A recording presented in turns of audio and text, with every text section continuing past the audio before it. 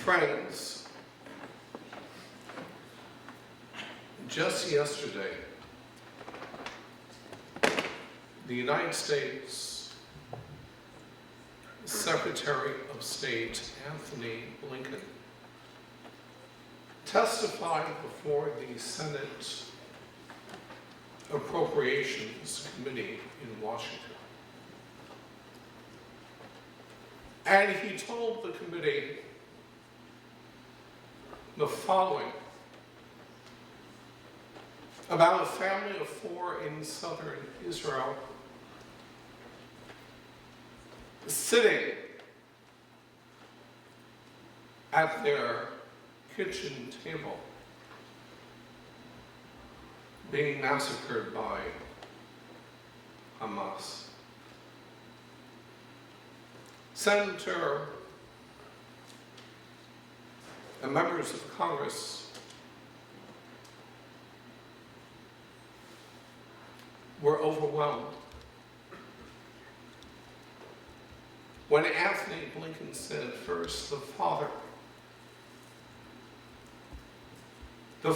had his eye gouged out in front of his wife and 2 children, one 8 and one 6. And then the mother had her breast cut off. And then the sweet little 8-year-old girl had her foot amputated.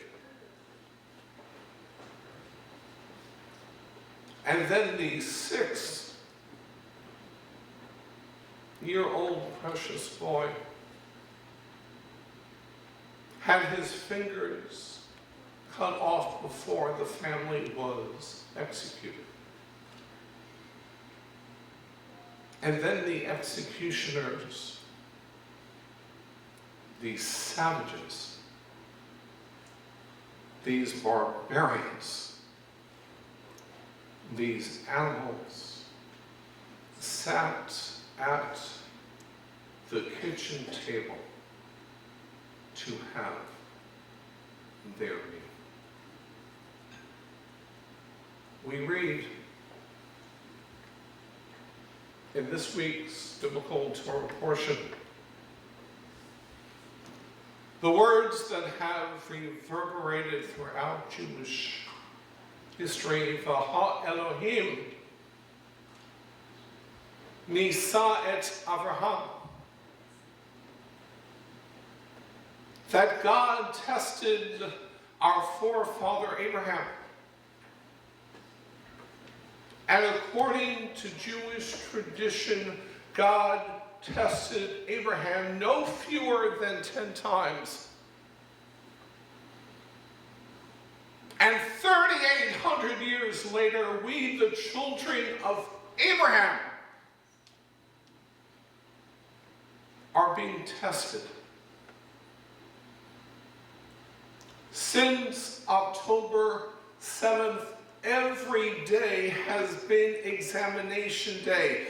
Every day is full of its quota of tests. And how we are being tested, horrified by the mass murders on October 7th in southern Israel. How we are being tested when we watch multitudes of families in hellish limbo, uncertain of the fates of more than 230 hostages, uncertain of the fates of their dearest loved ones. And how all of us are being tested this evening on behalf of Soroka Medical Center, the premier medical center in southern Israel. We are being tested to give unparalleled, unprecedented amounts and levels of charity as Soroka continues to take care of the wounded survivors of the massacre, and as Soroka is the premier medical destination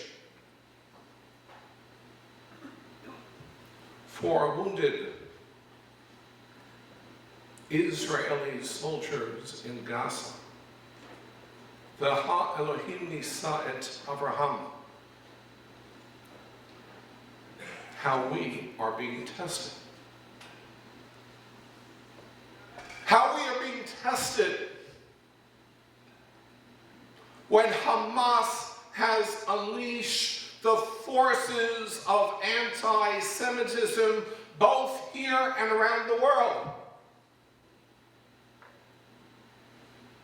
According to the Anti-Defamation League, since October 7th, here in the United States, anti-Semitic attacks, harassment, vandalism, we've seen an increase of 400%.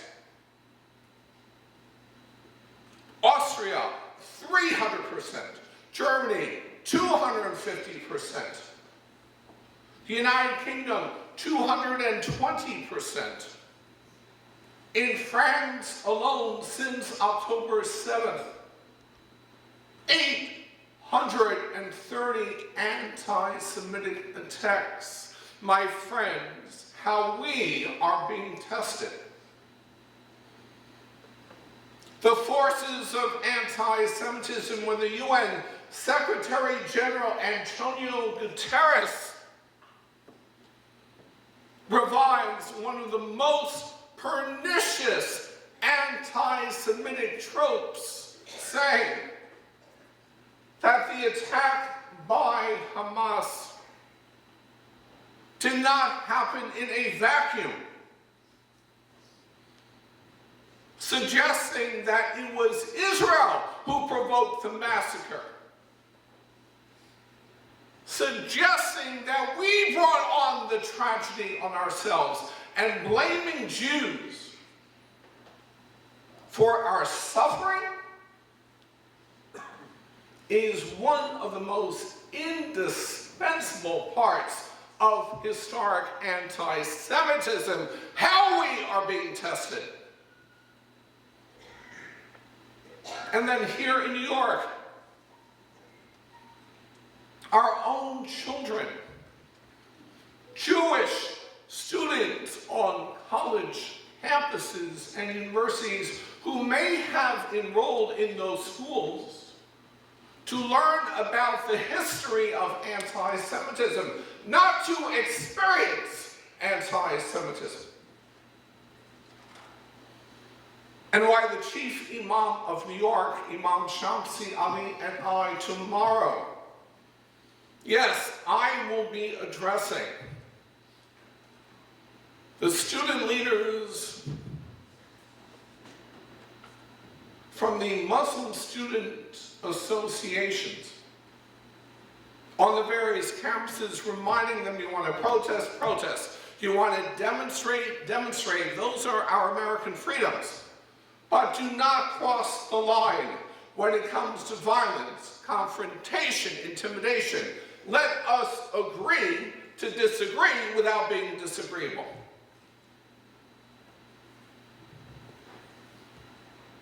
And one final thought. Hamas's charter is laser focused on the destruction of Israel. But how many know that Hamas's charter, Article 7, is hell-bent on the destruction of the Jewish people? They portray their struggle as a war of faith and religion, Islam versus Judaism, Muslims versus Jews, and according to their twisted theology, their day of judgment will not come about until all Jews are killed. Yes, we are being tested. So in conclusion, my friends, and I will end on this hopeful note, as I always do, October 7th. Hamas made a fateful mistake. They thought they were targeting defenseless Jews. But remember that 2023 is not 1943. And that 2023 is not like any other period in Jewish history. 2,000 years of oppression, persecution, subjugation, coercion. 2,000 years from the exile to the Crusades, to the Inquisitions, to the pogroms, to the Holocaust. Because of the state of Israel, we are no longer defenseless. We are no longer helpless. It is the state of Israel that will protect and defend the honor and the dignity of every single Jew.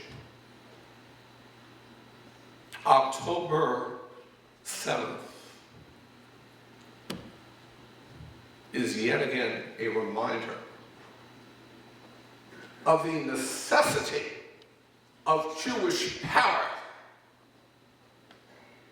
Our motif of passivity and helplessness, that's a thing of the past. So with a Christian Zionist pro-Israel president in the White House, with an ironclad support of the United States for the state of Israel, and even with the beginning of a paradigm shift that I have seen in the greater Muslim Arab world in its condemnation of Hamas, its barbarism and savagery. We are all confident that Israel will prevail, that Israel will eradicate Hamas, that Israel will defend the Jewish people from the animus of anti-Semitism. Am Yisrael Chai.